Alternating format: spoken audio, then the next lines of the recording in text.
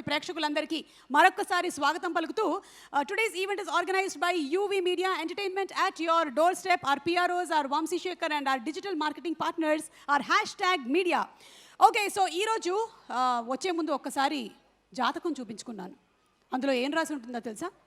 నేను ఈరోజు చెప్పినటువంటి బ్యానర్ నేమ్స్, అలాగే ప్రొడక్షన్ హౌస్ నేమ్స్ అండ్ అలాగే hi Mansa, how are you?